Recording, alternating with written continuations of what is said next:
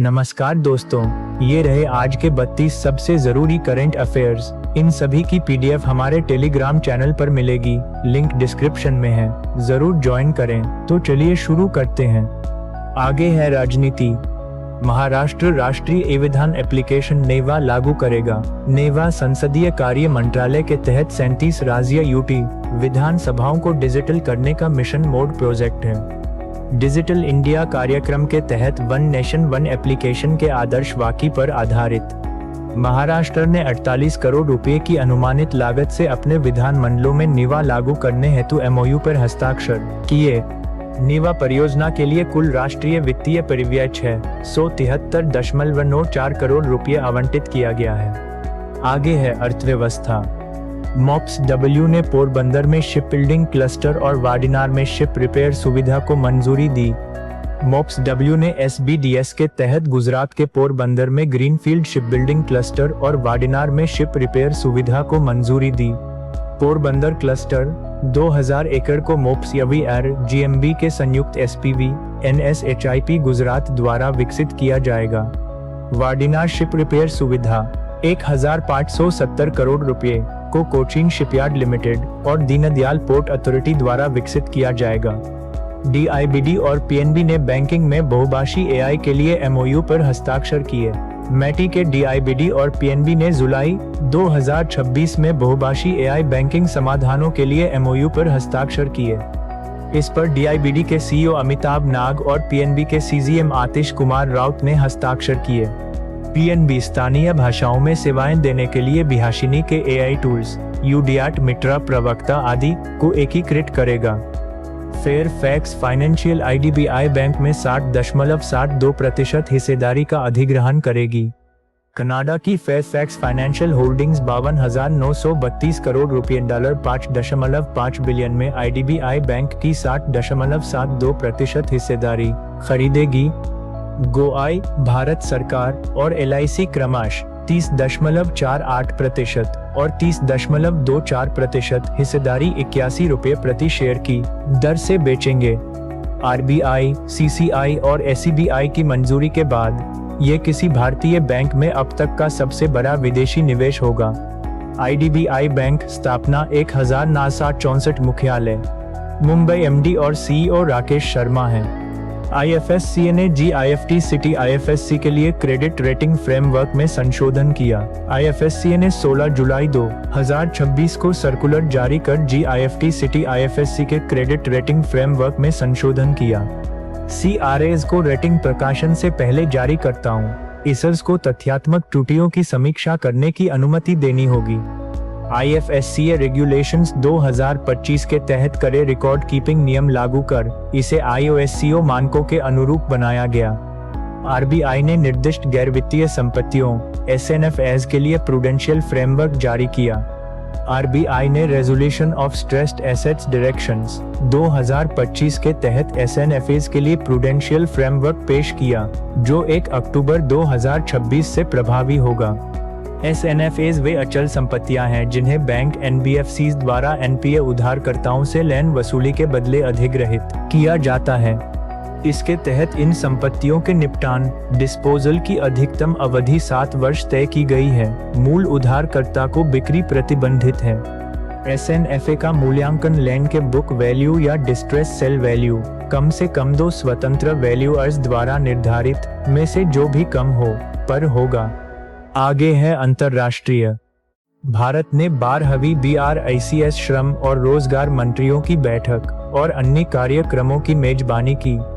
भारत ने हैदराबाद में 12वीं BRICS श्रम और रोजगार मंत्रियों की बैठक की मेजबानी की। BRICS CONNICT पहल शुरू की। कोची ने चौथी BRICS महिला मंत्रिस्तरीय बैठक की मेजबानी की, संयुक्त वक्तव्य और 2 डिजिटल पहलों को अपनाया। गुवाहाटी ने BRICS मादक पदार्थ रोधी एजेंसियों के प्रमुखों की बैठक की मेजबानी की। गुवाहाटी घोषणा पत्र अपनाया।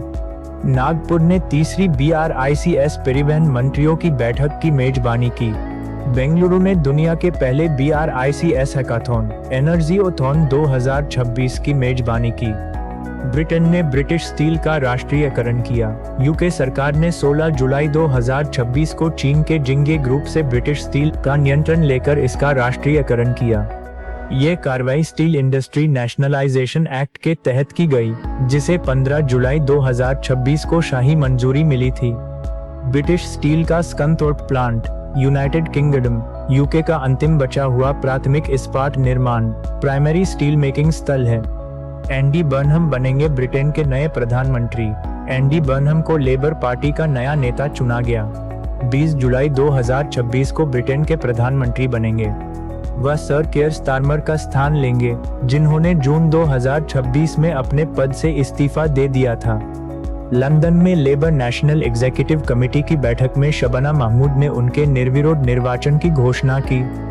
वर्ष 2001 से सांसद बर्नहम पिछले एक दशक में ब्रिटेन के 7वें प्रधानमंत्री होंगे। आगे है रक्षा। भारतीय वायुसेना ऑस्ट्रेलिया में एक्सरसाइज पिच ब्लैक 2026 में शामिल हुई। आईएफ ने डार्विन ऑस्ट्रेलिया में 4 रफाले लड़ाकू विमान, 2 सी-सस्ता विमान और 120 प्लस सैनिक तैनात किए। रॉयल ऑस्ट्रेलियन एयरफोर्स द्वारा 20 जुलाई से 7 अगस्त 2026 तक आयोजित ये एक्सरसाइज पिच ब्लैक में आईएफ के रफाल लड़ाकू विमानों की पहली भागीदारी है। इस बहुराष्ट्रीय हवाई युद्ध अभ्यास में लगभग 20 देशों के 100 विमान और 2500 प्लस कर्मी शामिल हैं। आगे है विज्ञान और तकनीक। एआई एप्रिसिएशन डे 2026 नवाचार और समाज में एआई की भूमिका को रेखांकित करने के लिए 16 जुलाई को विश्व स्तर पर मनाया गया। इसकी स्थापना मई 2021 में अमेरिका स्थित एआई हार्ट एलएलसी द्वारा की गई थी। भारत में एआई की शुरुआत 1960 के दशक में हुई, जिसमें 1986 में शुरू किया गया केबीसीएस प्रोजेक्ट एक प्रमुख मील का पत्थर था।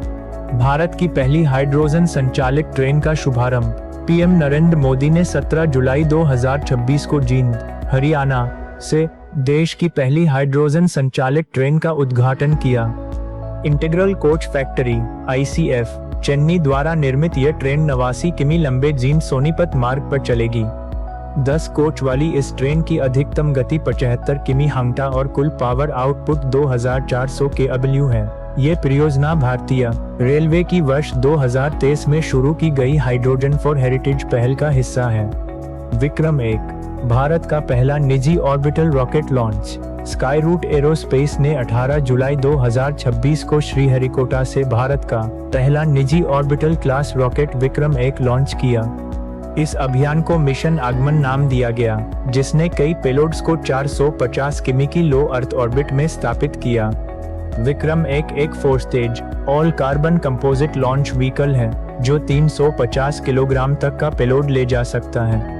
भारत, अमेरिका और चीन के बाद निजी ऑर्बिटल लॉन्च क्षमता हासिल करने वाला दुनिया का तीसरा देश बना। आगे है पर्यावरण। एनएमसीजी ने small river rejuvenation (SRR) framework का मसौदा तैयार किया। एनएमसीजी जल शक्ति मंत्रालय ने छोटी नदियों के पुनरुद्धार के लिए SRR फ्रेमवर्क का मसौदा पेश किया।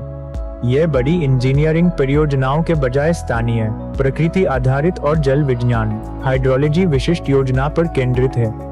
इसमें सामुदायिक भागीदारी, रिवर स्टुअर्डशिप, GIS मैपिंग और पारिस्थितिक बहाली इकोलॉजिकल रेस्टोरेशन पर जोर दिया गया है। इसके लिए अलग से भारी बजट के बजाय मौजूदा केंद्रीय और राज्य योजनाओं के फंड का कन्वर्जेंस किया जाएगा। सुप्रीम कोर्ट ने लखनऊ में कुकरेल नाइट सफारी परियोजना को दी मंजूरी। एससी ने 16 जुलाई 2026 को लखनऊ, यूपी में कुकरेल नाइट सफारी और डे जू परियोजना को मंजूरी दी। ये भारत की पहली अर्बन नाइट सफारी और सिंगापुर, थाईलैंड, चीन, इंडोनेशिया के बाद दुनिया की 5वीं सफारी होगी। 1510 करोड़ रुपए की ये परियोजना 2027 हेक्टेयर के कुकरेल रिजर्व फॉरेस्ट के 855 एकड़ क्षेत्र में बनेगी। एससी ने 104 साल पुराने नवाब वाजिद अली शाह जूलॉजिकल पार्क को यहां स्थानांतरित करने का प्रस्ताव खारिज किया। लद्दाख में भारत के पहले भूतापीय कुओं जियोथिर्मल वेल्स का शुभारंभ। लद्दाख के उपराज्यपाल वी के सक्सेना ने 17 जुलाई 2026 को पुगा घाटी में भारत के पहले और सबसे गहरे भूतापीय कुओं का उद्घाटन किया। ओएनजीसी एनर्जी सेंटर द्वारा 14,000 फीट से अधिक की ऊंचाई पर 1,000 मीटर गहरे 2 कुएं खोदे गए हैं। ये कुएं पुगा घाटी में स्थापित एक MW के पायलट भूतापीय ऊर्जा प्रोजेक्ट से जुड़े हैं। आगे है सरकारी योजनाएं। बायोमेडिकल रिसर्च करियर प्रोग्राम के चरण III का शुभारंभ। केंद्रीय मंत्री डॉ. जितेंद्र सिंह ने biomedical research career programme BRCP के चरण III का शुभारंभ किया। कुल परिव्यय 1,500 करोड़ रुपए है। DBT से 1,000 करोड़ रुपए और वेलकम ट्रस्ट लंदन से 500 करोड़ रुपए।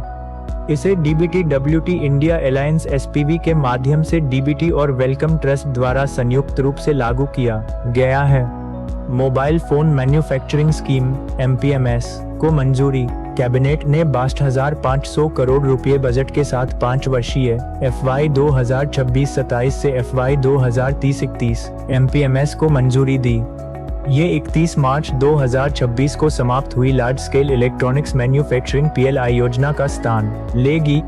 इसमें 2.25%, 5% बेस इंसेंटिव, घरेलू सोर्सिंग पर 1.5% और R&D के लिए 3% अतिरिक्त इंसेंटिव मिलेगा।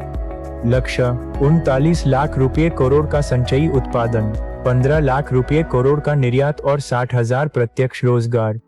EPFO ने लॉन्च की VISAWS 2026 योजना। श्रम और रोजगार मंत्रालय ने 29 जून 2026 को 6 महीने की अवधि के लिए EPFO की VISAWS 2026 योजना शुरू की। ये EPF अधिनियम 1952 धारा 14B और सामाजिक सुरक्षा संहिता 2020 धारा 128 के तहत नियोक्ताओं के विवादों को सुलझाती है। इसके तहत 14 जून 2024 से पहले के डिफॉल्ट के लिए कम जुर्माना दरें 0.25% से 1.00% मासिक निर्धारित हैं। नियोक्ताओं को पूर्ण वैधानिक ब्याज जमा करना होगा और आगे कोई अपील न करने का वचन देना होगा। आगे है रिपोर्ट और सूचकांक। RBI वित्तीय समावेशन सूचकांक FI इंडेक्स FI 26। RBI का वित्तीय समावेशन FI सूचकांक मार्च 2025 के शीर्ष से बढ़कर मार्च 2026 FI 26 में 70 हो गया है। इस सूचकांक पैमाना 0 के 3 मुख्य पैरामीटर हैं: एक्सेस 35%, वेटेज यूजेज 45% और क्वालिटी 20%। FY 26 में हुई इस वृद्धि का मुख्य कारण यूसेज पैरामीटर में सुधार है, जो औपचारिक वित्तीय सेवाओं के बढ़ते उपयोग को दर्शाता है। NSO ने जून 2026 के लिए 15वां PLFS मासिक बुलेटिन जारी किया। मॉस्पी के तहत NSO ने जून 2026 के लिए 15वां PLFS मासिक बुलेटिन जारी किया। 15 वर्ष और उससे अधिक आयु के लोगों के लिए भारत की समग्र बेरोजगारी दर 8.5% पर अपरिवर्तित रही। ग्रामीण युवा घटकर 5.0% मई में 5.1% हुई। शहरी युवा बढ़कर 6.6% मई में 6.4% हुई। श्रम बल भागीदारी दर LFPR 54.4% रही। समग्र कार्यबल जनसंख्या अनुपात 51.4% रहा। नीति आयोग निवेश अनुकूलता सूचकांक 2026। नीति आयोग ने 17 जुलाई 2026 को इन्वेस्टमेंट फ्रेंडलीनेस इंडेक्स 2026 जारी किया, जिसमें 28 राज्यों और 8 यूटीज का मूल्यांकन किया गया। केंद्रीय बजट 2025-26 की घोषणा के तहत तैयार ये सूचकांक 8 स्तंभों पिलर्स पर आधारित है। सूचकांक में गुजरात प्रथम, स्कोर 56.6, महाराष्ट्र दूसरे 53.7 और तमिलनाडु 53.3 तीसरे स्थान पर रहा। लक्षद्वीप, लद्दाख और अंडमान एंड निकोबार आइलैंड्स प्रदर्शन में सबसे निचले स्थान पर रहे। RBI वित्तीय स्थिरता रिपोर्ट जून 2026। RBI ने भारत की वित्तीय प्रणाली की स्थिरता का आकलन करने वाली अर्धवार्षिक वित्तीय स्थिरता रिपोर्ट FSR जून 2026 जारी की। अनुसूचित वाणिज्यिक बैंकों SEBs ने 1.8% का ऐतिहासिक न्यूनतम सकल NPA अनुपात और 14.5% लेन वृद्धि दर्ज की।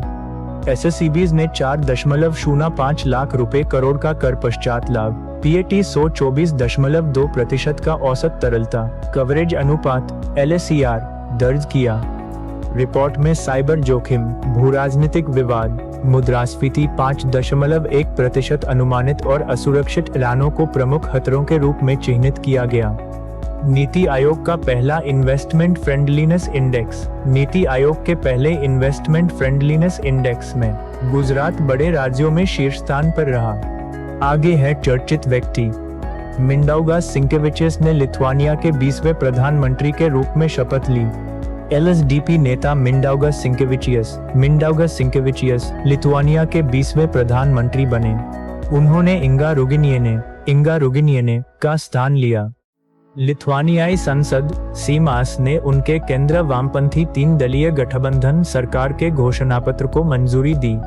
निधन नोकुविद्या कठपुतली कलाकार मूजिकल पंकजाक्षी। केरल की प्रसिद्ध नोकुविद्या पवाकली प्रतिपादक और पद्मश्री विजेता मूजिकल पंकजाक्षी का 90 वर्ष की आयु में निधन हो गया। उन्हें कला के क्षेत्र में उत्कृष्ट योगदान के लिए वर्ष 2020 में पद्मश्री और 2012 में केरल लोकगीत अकादमी फेलोशिप से सम्मानित किया गया था। उन्होंने केरल की इस पारंपरिक कठपुतली कला को पेरिस सहित अंतर्राष्ट्रीय मंचों पर प्रदर्शित कर लोकप्रिय बनाया था। वेस्ट इंडीज के महान क्रिकेटर सर गारफील्ड सोबर्स का निधन। वेस्ट इंडीज के महान ऑलराउंडर सर गारफील्ड सोबर्स का 17 जुलाई 2026 को 89 वर्ष की आयु में निधन हो गया। उन्होंने 93 टेस्ट, 1954, 1974 में 8032 रन, उच्चतम 365 बनाए और 235 विकेट लिए। वह प्रथम श्रेणी क्रिकेट में एक ओवर में 6 छक्के लगाने वाले पहले खिलाड़ी थे।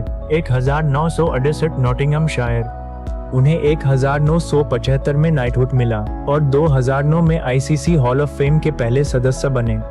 आगे है पुरस्कार और सम्मान। नंदिनी आजाद को भारत सम्मान 2026 से सम्मानित किया गया। WWFI और ICNW की अध्यक्ष नंदिनी आजाद को देहरादून मार्ग में भारत सम्मान 2026 प्रदान किया गया। यह पुरस्कार IIM और EGF इकोनॉमिक ग्रोथ फाउंडेशन द्वारा संयुक्त रूप से दिया गया। उन्हें महिला सशक्तिकरण, वित्तीय समावेशन और जमीनी स्तर पर सामाजिक विकास में योगदान के लिए सम्मानित किया गया। वह 4 दक्षिणी राज्यों में 6,15,000 से अधिक महिला सदस्यों वाले सहकारी आंदोलन का नेतृत्व करती हैं। आगे है विविध। राष्ट्रपति मुर्मू ने नई दिल्ली के AIIMA सौश्रुतम 2026 का उद्घाटन किया। राष्ट्रपति द्रौपदी मुर्मू ने नई दिल्ली के AIIMA आयुर्वेदिक सर्जरी पर अंतरराष्ट्रीय संगोष्ठी सौश्रुतम 2026 का उद्घाटन किया। सुश्रुत जयंती के अवसर पर आयोजित इस 3 दिवसीय कार्यक्रम में 9 देशों के विशेषज्ञों ने भाग लिया। राष्ट्रपति मुर्मू ने इस कार्यक्रम में AI सक्षम 3 टेस्ला हाई फील्ड मैग्नेट का भी उद्घाटन किया। पॉलिसी बाजार ने अमिताभ बच्चन को ब्रांड एम्बेसडर नियुक्त किया। पॉलिसी बाजार ने अपने बीमा जागरूकता अभियान परिवार सबसे पहले के लिए अमिताभ बच्चन को ब्रांड एम्बेसडर नियुक्त किया। मैजिक सर्कल कम्युनिकेशंस द्वारा विकसित ये अभियान स्वास्थ्य और टर्म इंश्योरेंस को बढ़ावा देकर IRDAI के विजन 2047 का समर्थन करता है।